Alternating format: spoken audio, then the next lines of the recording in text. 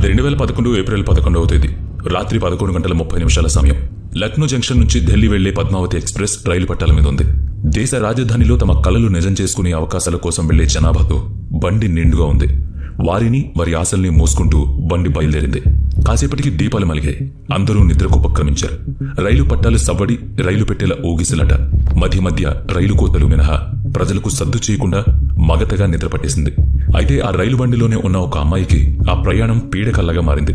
ఆ కాళరాత్రిలో ఆమె పొందిన హింస కంటే మరణమే మేలనిపిస్తే అది మీ తప్పు కాదు. ఆమె 22 ఏళ్ల అరుణిమా సిన్హా. ఆమె ఉన్న పెట్టెలో 50 మందికి పైగా ప్రయాణికులున్నారు. వాళ్లంతా కుటుంబాలతో, స్నేహితులతో ప్రయాణిస్తుంటే ఆమె ఒంటరి ప్రయాణం చేస్తోంది. పెట్టెలో ఉన్నవాళ్లు కుటుంబాలతో, స్నేహ బృందాలతో ఉన్నవాళ్ళు కనుక అరుణిమా ధైర్యంగా తన బెర్త్పై నిద్రపోతోంది. ఇంట్లో ఉండే భద్రత వేరు, బయట ఉండే భయాలు వేరు. నిండా ప్రయాణికులున్నంత మాత్రాన నిర్భయంగా ఉండొచ్చనే భరోసా ఎల్లవేళలా ఉండదు. అవును, ఆ కంపార్ట్మెంట్లోకి ఓ 4 అపరిచితులు ప్రవేశించారు. వాళ్ళు ఆ ప్రాంతంలో దోపిడీ చేసుకుని బ్రతికేవాళ్లు. నిద్రిస్తున్న వాళ్ళని భయపెట్టి డబ్బులు, నగలు దోచుకుంటున్న ఆ 4 చూపులు అరుణిమ మీద పడ్డాయి. ఆమె మెడలో కూడా ఒక బంగారు గొలుసు కనిపిస్తోంది. వాళ్ళు ఆమెను కొట్టి నిద్రలేపారు. మెడలో గొలుసు తీయమని ఘరానాగా అడిగారు. నిద్రమత్తులో ఉన్న ఆమె ఒక్కసారిగా తుళ్ళిపడింది. వాళ్లే ఆమె గొలుసుని గుంజుకునే ప్రయత్నం చేసేసరికి ఎదురు తిరిగింది. అరుణిమా సిన్హా మెడలో గొలుసు ఆమె తల్లి ఇచ్చిన అపురూప జ్ఞాపకం. తల్లి కానుకను కాపాడుకోవడం కోసం ఆమె ఆ దొంగలతో పోరాడుతోంది. ప్రతి ఒక్కరిని నేర్పుగా ఎదుర్కొంటుంది.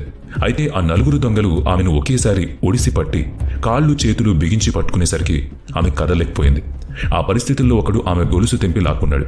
ఆ తర్వాత 4 కలిసి అత్యంత రాక్షసంగా, కనీసపు మానవత్వం లేకుండా గంటకు సుమారు 120 కిలోమీటర్ల వేగంతో వెళ్తున్న ఆ రైల్లోంచి ఆమెను బయటకు విసిరేశారు. ఏదో అవసరం లేని మోటును విసిరేసినట్టు. మరి ఆ పెట్టెలో ఉన్న ప్రయాణికులు ఏం చేస్తున్నారో తెలుసా? ఒంటరి అమ్మాయి ఆ దుండగులతో తన శక్తి మేరకు పోరాడుతుంటే చూద్యం చూస్తున్నారు. ఏ 2-3 తోడొచ్చినా సరే ఆ దొంగలకు బుద్ధి చెప్పేవాళ్లు. ఆ ప్రయత్నంలో దెబ్బలు తగలొచ్చుగాక దొంగల్ని పట్టుకోవడమో, తరిమేయడమో చేయగలుగుతారు. కానీ సగటు భారతీయుల్లో అలాంటి చైతన్యం పూజ్యమని చెప్పడానికి సిగ్గుగానే ఉంది. బహుశా వాళ్లలో మనలో చాలా మంది ఉండుంటారు కూడా. అదేం నింద కాదు. మన చైతన్యం మన ఇంటి గడప వరకే పరిమితం. బాధితుడే ఎదురు తిరగాలి, ఓపికంటే అంతే. అక్కడే ఉన్న 10 మంది కలుగజేసుకోవాలి. దారిని పోయే కంపను నెత్తిన వేసుకోవడం ఎందుకని అలా కిమ్మనకుండా ఉంటే ఇదిగో ఇలాగే ఉంటుంది. రేపొద్దు అదే సంఘటన మనకు జరగవచ్చు. మనకు అలా అలవాటైపోయిందంతే. లేకుంటే కదులుతున్న రైల్లో దొంగతనం చేయడానికి వచ్చిన వాళ్లు దోచుకుని వెళ్ళిపోకుండా తమకెదురు తిరిగిందనే దుగ్ధతో ఒక మనిషిని రైల్లోంచి విసిరేయడం ఎంత దౌర్జన్యం! అది సహప్రయాణికుల నిర్లిప్తత, నిర్లక్ష్యం కాదంటారా? ఇప్పుడు ఎదురు తిరిగి అరుణిమ సాధించేదేముంది? గొలుసు పోగొట్టుకుంది, ప్రాణము పణంగా పెట్టింది కదా అని అంటారేమో. మనకు అదే కావాలా? ఆ అరుణిమ తన ఇంటి అమ్మాయి అయితే ఇలాగే స్పందిస్తారు. అందుకే అరుణిమకు జరిగిన దాడికి ఆ హింస కంటే కూడా మరణమే మేలేమో అనిపించడానికి 2 కారణాలు చెప్పాలనిపిస్తోంది. 120 కిలోమీటర్ల వేగంతో పోతున్న రైల్లోంచి విసిరేయబడ్డ మనిషి వేగం కూడా 120 కిలోమీటర్లు ఉంటుంది. ఆ వేగంతో గాల్లో తేలి నేలకు గుద్దుకోగానే ప్రాణం నిలవడం అసాధ్యం. ఒకవేళ బ్రతికి బట్టగట్టిన తగిలిన దారుణ గాయాలతో బ్రతకడం కంటే పోవడమే మంచిదనిపిస్తుంది. ఇది ఒక కారణం. రెండోది, ఆ రైలు పెట్టెలో ఉన్న సుమారు 50 మందికి పైగా ప్రయాణికుల్లో ఒక్కరూ ఆమెను కాపాడడానికి పూనుకోకపోవడంతో ఇలాంటి మనుషుల మధ్య బ్రతకడం అవసరమా అని చనిపోననిపిస్తుంది. దేశవ్యాప్తంగా వార్తల్లో నిలిచిన ఈ సంఘటన మీకు గుర్తుకు వచ్చి ఉంటుంది కనుక ఆ రాత్రి ఏం జరిగిందో తెలుసుంటుంది. పద్మావతి ఎక్స్ప్రెస్ లోంచి 120 కిలోమీటర్ల వేగంతో బయటకు విసిరేయబడ్డ అరుణిమ గాల్లో ఉండగానే ఆ పక్కనే ఉన్న మరో రైల్వే ట్రాక్ మీద ఎదురుస్తున్న మరో రైలు బండి అదే వేగంతో వస్తూ ఆమెను ఢీకొట్టింది. ఆమె తనను ఢీకొట్టిన ట్రైన్ వెళ్తున్న ట్రాక్ మీదనే పడిపోయింది. నోరెలబెట్టి వింటున్నారు కదా? అసలు నోరు తెరిచి అరవడానికి సైతం వీల్లేకపోయింది అరుణిమకు. అరిచినా వినేవాళ్లెవరక్కడ? ట్రాక్ మధ్య పడిపోయిన అరుణిమ అలాగే ఉండిపోయింది. ట్రైన్ ఆమె పైనుంచి పట్టాల మీదుగా పరిగెత్తిపోయింది. అరుణిమలో అప్పటిదాకా స్పృహ ఉంది. అతి కష్టం మీద శరీరాన్ని కదిలించే ప్రయత్నం చేసింది. లాభం లేదు. తల మాత్రం ఎత్తి శరీరం వంక చూసుకుంది. ఆమె ఎడమ మోకాలి కింద భాగం కనిపించట్లేదు. అంటే ఆ వెళ్లిన రైలు చక్రాల కింద అది నుజ్జు నుజ్జు అయ్యుంటుంది అనుకుంది. ఈ విషయాలు వివరించడానికి, మనుషుల తీరును చెప్పడానికి ఇంత సమయం పట్టింది. కానీ అరుణిమ విషయంలో అన్ని క్షణాల వ్యవధిలో జరిగిపోయాయి. అరుణిమ అప్పటి మానసిక స్థితిని ఇప్పుడు మనం ఊహించలేం కూడా. ఉన్న చోటునే అటునిటూ తల తిప్పుతూ చుట్టూ ఉన్న వాతావరణాన్ని ఆమె అంచనా వేసే ప్రయత్నం చేసింది. తలను, కాళ్లను మాత్రం కదిలించగలుగుతుంది. వెంటనే జరిగిన సంఘటనలు ఆమె మెదడు మొద్దుబారి ఏ బాధ తెలియలేదు. కానీ సమయం గడిచే కొద్దీ ఆమె పూర్తి స్పృహలోకి వస్తున్న వేళ అన్ని నొప్పులు అనుభవంలోకి వచ్చాయి. తెగిన ఎడమకాలి సలపరం, శారీరక గాయాలతో తన దయనీయ స్థితికి ఆమె కంట్లోంచి కన్నీళ్లు కారుతూనే ఉన్నాయి. కానీ ఏడ్చి కేకలు పెట్టలా గొంతు మాత్రం పెగళ్డం లేదు. విరిగిన ఎముకలు శరీరాన్ని నలిపేస్తున్నాయి. చితికిన కుడికాలి మోచిప్ప బాధ నరకాన్ని చూపిస్తోంది. ఇక ఎడమకాలు పూర్తిగా కోల్పోవడంతో ఆమె అస్సలు కదలలేక అలాగే పడి ఉంది. ఆమె బాధ మీ ఊహకే వదిలేస్తున్నాను. చిమ్మ చీకటి వేళ ఎక్కడో నిర్మానుష్యమైన చోట కేవలం రైలు బళ్ళు మాత్రమే తిరిగే ప్రాంతం కావడాన ఆ సమయంలో అటుగా మనుషులెవరూ వచ్చే అవకాశం లేదు. కాసేపటికి ఓపిక కూడదీసుకున్న అరుణిమ మూలగసాగింది. కాపాడమని అరిచింది. అరుస్తున్నందువల్ల ఆమెలో అలసట పెరిగింది. అధిక రక్తస్రావం వల్ల నీరసించిపోయింది.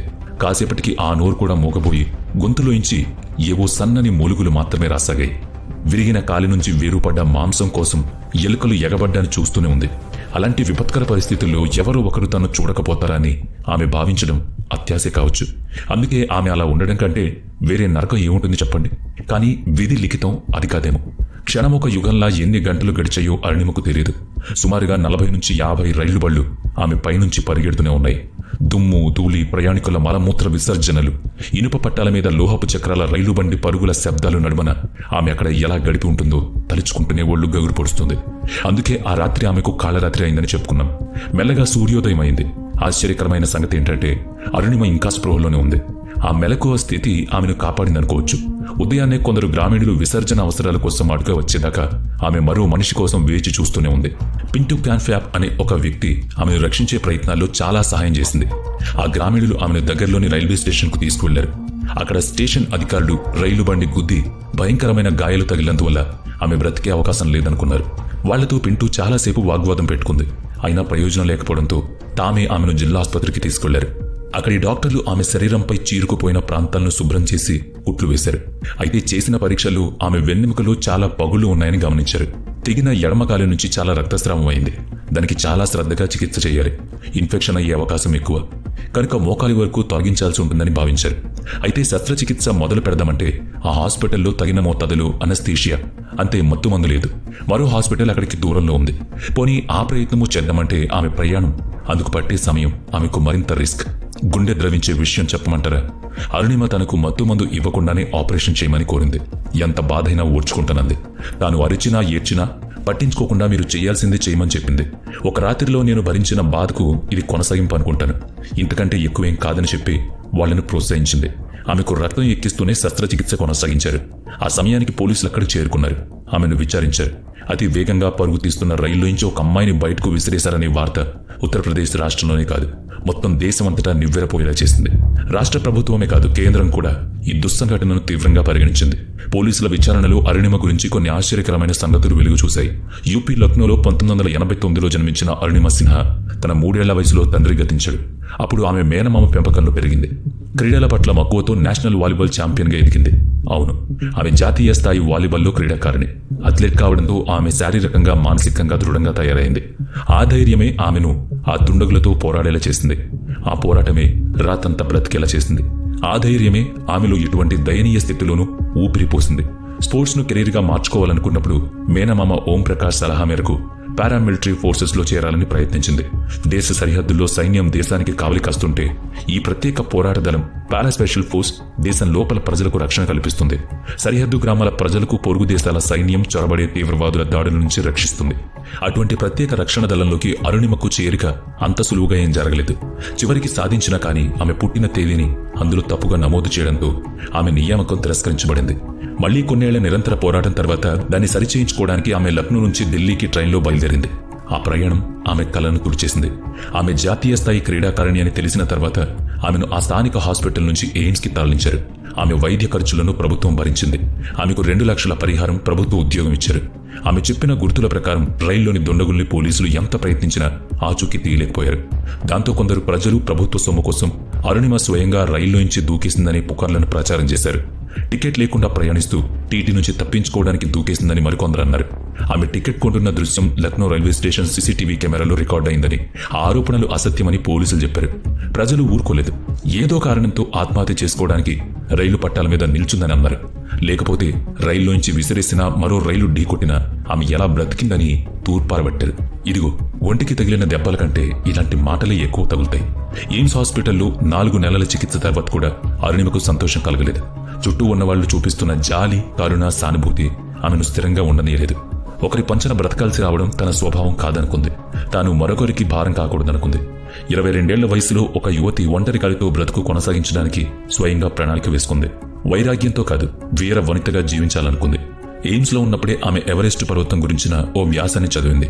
శిఖరం చేరుకోవడానికి ఉన్న 15 వేర్వేరు మార్గాల గురించి తెలుసుకుంది. వాటిలో 14 మార్గాలను 14 పర్వతారోహక బృందాల వారు ఏర్పరిచారు. 15వ మార్గాన్ని మాత్రం ఎవరూ సరిచేయలేకపోయారనే వార్త చదివిన అరుణిమలో కొత్త ఆలోచన, ఎవరూ ఊహించని వెలుతురు కిరణమేదో ఆమె హృదయంలోకి ప్రవేశించింది. ఆ 15వ మార్గాన్ని తానే అన్వేషించి పరిష్కరించాలనుకుంది. అంతేకాదు, భారతదేశంలో శారీరక దివ్యాంగులెవరూ ఎవరెస్ట్ను అధిరోహించలేదని కూడా తెలుసుకుంది అరుణిమ. ఆపై జరిగిందంతా చరిత్రే. 18 నెలల కఠిన శిక్షణ తర్వాత అరుణిమలో పటుత్వం హెచ్చించింది. మౌంట్ ఎవరెస్ట్ను అధిరోహించడం సామాన్యమైన విషయం కాదని మీకు తెలుసు కదా. కఠినమైన వాతావరణం, కొండవాలులు, మంచుదారులు, చలిగాలులు, ఎండ తీవ్రత అన్నీ అధికమే. అరుణిమ ఆ సవాళ్లను స్వీకరించింది. మామూలు మనుషులకు 2 నుంచి 3 నిమిషాలు పట్టేంత దూరాన్ని అరుణిమ 2 నుంచి 3 గంటలకు చేరుకునేది. అలా 2013 ఏప్రిల్ 1 నాడు ఆమె ఎవరెస్ట్ను అధిగమించడం మొదలుపెట్టింది. 52 రోజుల తర్వాత 2013 మే 21 నాడు ఎవరెస్ట్ శిఖరాన్ని అధిరోహించింది.